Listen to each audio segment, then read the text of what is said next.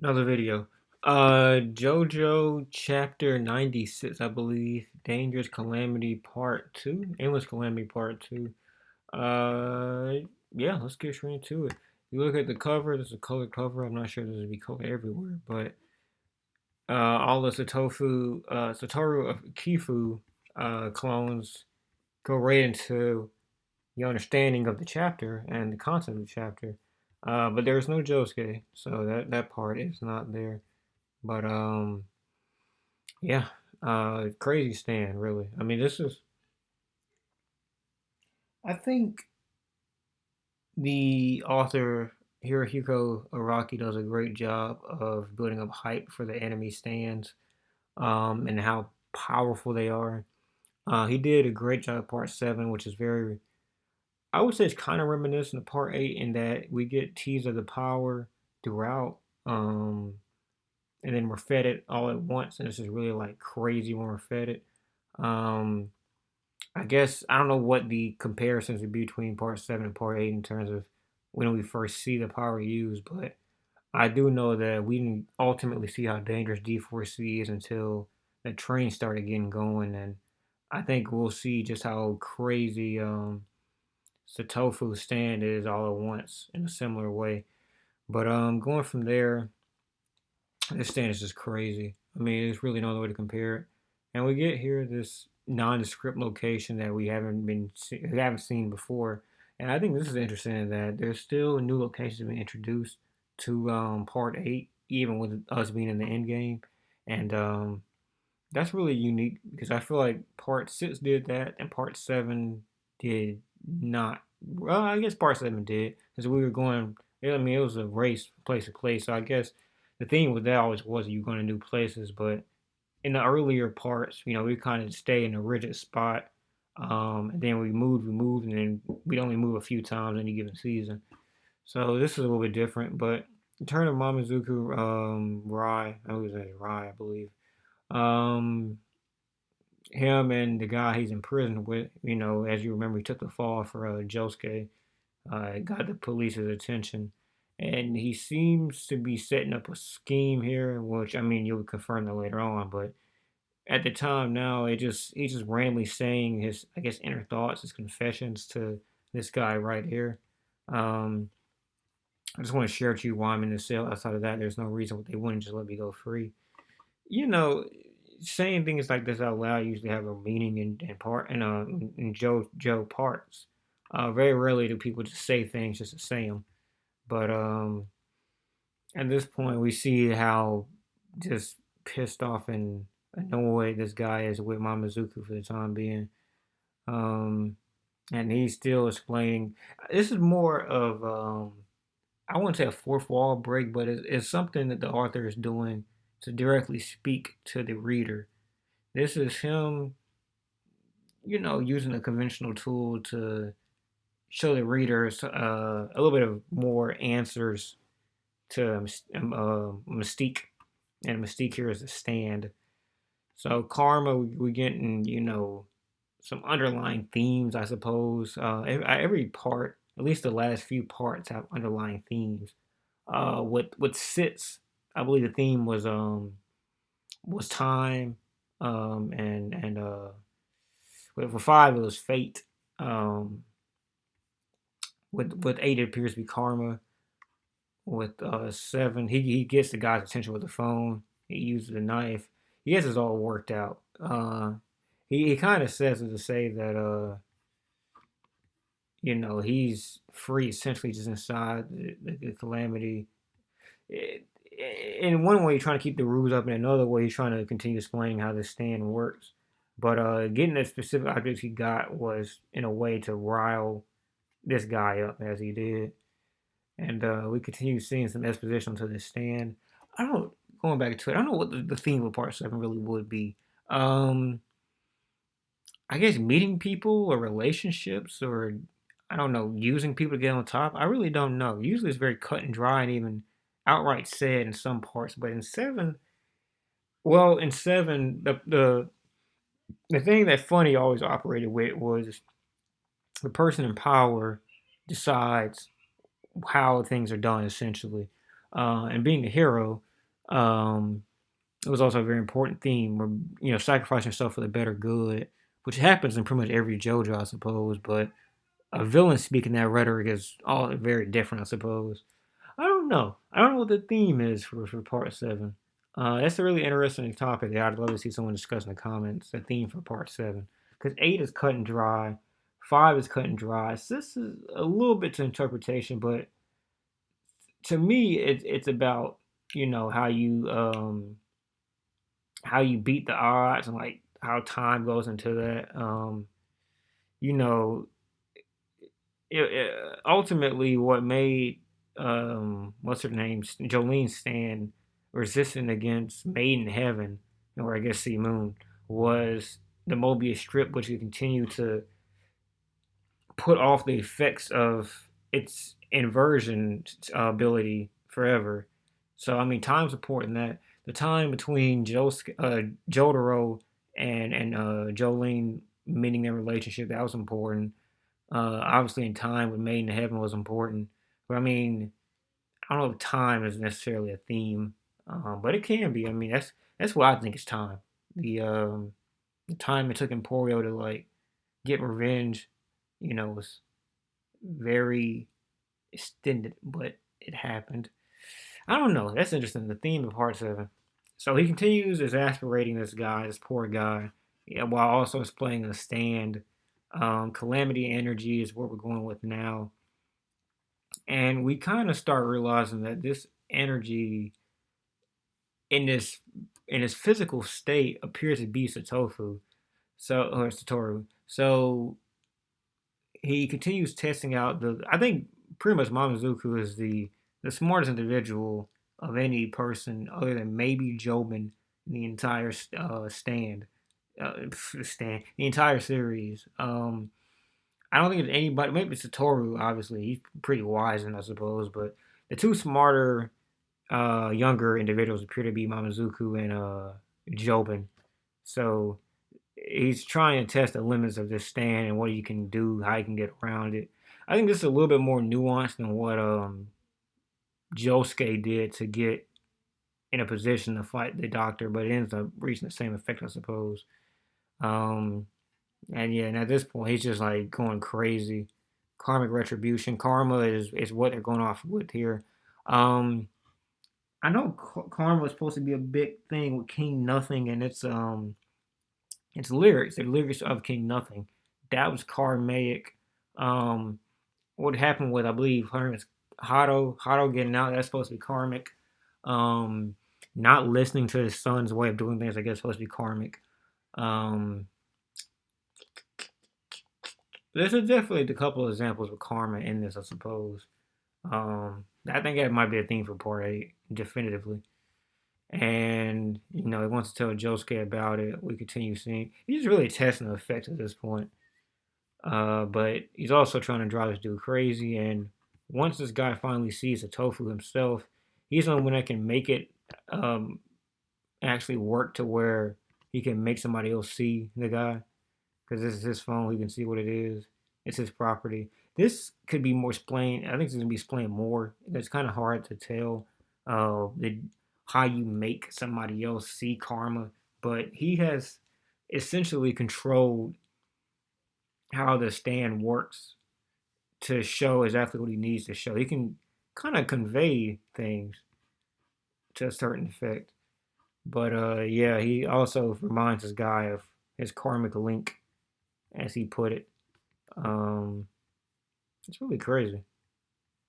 And he finally, gets his basis, what he needs to make him go crazy. And once he does go crazy, there's human rights to consider. I feel bad for you, but I'm waiting for you to commit an act of self injury. And we get that act right here, as he puts it. So, Mamazuku escapes once again.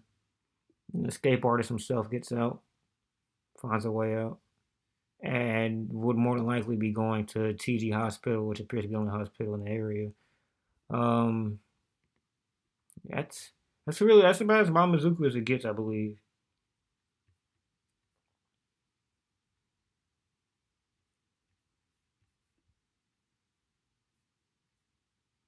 I don't know if he believes that. So when we get this, which means there's a user somewhere, we go from there to her. So the hidden energy, auto tracking energy, since we're doing Yasuo, he knows Satoru Akifu exists. Like he has seen that guy. He doesn't know his identity as much as Josuke does, but he's seen the guy. I think he even talked about him in the newspaper, and that's what caused him to fall off the tree. Um, so it's just funny that we go from that to this, where, as you'll see in a little bit, this just really isn't too important. She connects to Toru once again. Our first time seeing Toru since it's been at least like I'd say almost what 15 chapters now, give or take, something like that. Um, she's summoning Toru, who initially is giving her the cold shoulder, but he starts simping a little bit, and he's like, "Yeah, I'll be there." Gashikata Estate, and it's funny when he says the Gashikata Estate, we get this. I think he's subtly laying it on he being in Rocky that Toru is still connected to the stand. Um, Yeah, he's. I don't know if this is obviously a hospital van, but I don't know if this is the one that Mamazuku is in. I doubt it is, but calling the ambulance when he is in possession of an ambulance right now is interesting. But when I saw this, matter of fact, I thought that it would call the ambulance that Mamazuku was in, and then that ambulance would go pick up Yasuho, and he would stop Mamazuku from going to the hospital. But I don't know. I really don't know. Um, there's a way to heal his injuries, and Toru focused on that more than any. It's subtle. It's really subtle, but we're gonna get a reveal at some point that Toru is connected to the head doctor, and unlike I was maybe hoping for, um, Jobin essentially makes uh what's his name? I forgot his name. Golly, man. Nut King Kong. He makes Nut King Kong stand down. I forgot his name. I forgot his name. But yeah, Jobin is the head of the family now. They're pretty much capitulating. They are scared and piss themselves. Really, they have no intentions on going against what Jobin is saying. Here's what messes me up. Right, Mitsuba talks. I hate Mitsuba, bro. I'm gonna be honest with you. Mitsuba has soured in the past couple chapters for me. Now, when I say I hate somebody, it's not usually in the context that I hate their character. It's that I hate them in the same flow of the story as the narrator intends. So I have soured on her because of her traitorous ways and how she's basically becoming female, um, female Jobin in a sense. I don't know what Joshu was doing. I remember his name. Joshu. I don't remember what Joshu was doing here, but he appears to be perverted as he is. That's my intention. But yeah, Nuro Kakaka being hidden supposedly. It's a really weird like pose, but she froze. It's interesting. Her injuries appear to be very similar to Yasuho's, all the cracking and all that. And the Calamity continues chasing. What's her name? Now, see, I think Araki intentionally made to where the Calamity energy did not have a physical form until now. It was just like a black mass. I think that was intentional for this chapter. She got that wagon, bro. Shout out to Mitsuba. Um, and now it's just like effervescing. I think as we can see in just a little bit. Hold up, Mitsuba dear, yeah. And as we saw before, it's impossible for it appears this is my head canon. It appears to be impossible for a person that's not being affected by calamity energy to see Satoru's calamity stand form, right? He can't see it because it's not chasing him. But the second that okay, let's get to it. Okay, so yeah, goodness gracious. The head for golly, bro. The head doctor's form is a stand, yeah. As we get more exposition, it's been ongoing ever since I got back from the university. Utsumoki, location of fruit. That yes, Mitsuba had Doctor Mitsuba. So he's slowly he can hear and see the effects of the stand, but he cannot himself see the stand because it doesn't want him. So he's doing all this. The head doctor's doing all this to make Jobin chase him, in effect, chase the stand. And this is what we get. Speed King comes out, punches the stand, more than likely. This appears to be a stand, I think. Punches the stand, and he chases stand. I think this is a way for Satoru to easily obtain the fruit without even having to be there. They'll probably kill each other at this point, just trying to get away from the Calamity energy, and yeah, they messed up. So that's chapter 96. Real a lot to break through, to dig through in that one. Very deep chapter, a lot of underlying themes. Definitely not cut and dry. You could probably read this 5 more times, not really get a interpretation correct, but I think it's a very good stand. I think it does a lot of exposition. I think it goes to show that we are getting closer to the end game. I definitely believe that we'll see um, we'll see our boys Mamazuku and Josuke together sooner rather than later. Wait, hold up. Someone said part 9. All right, this is extra content. Someone said something about part 9. Someone wearing an SBR Diego told Araki his favorite place is spaghetti with mussels, and they're talking about how to cook it. They asked him if maybe JoJo part 9 will be in Italy, and Araki asked us how many of you want it, and he said he would try to write it in an Italian setting. I don't know about that. I don't know if I want that. I think that's a joke, but I would like see. We're gonna get one more part because it's just symmetry. Geometry, sacred geometry at this point that we get. Everything is adding up the right way. You can't have three, then three, then two. That's just not gonna work. Um, it's gonna be in part with Giorno, and it should be in part with Jolene, I would imagine. That's just my thought. Um, I like this theory. Hold on, let's see. Let's read this. Toru goes to the Gashikatsu state to kill Yasuho. Joshu saves her. Epic Joshu versus Toru fight. Joshu's redeemed the eyes of JoJo fans. It's gonna take a lot more than that for me to want to ever see Joshu Higashikata ever again. It was disgusting. Um, I think the user is Toru, and he can change his form to look like his stand whenever he needs it.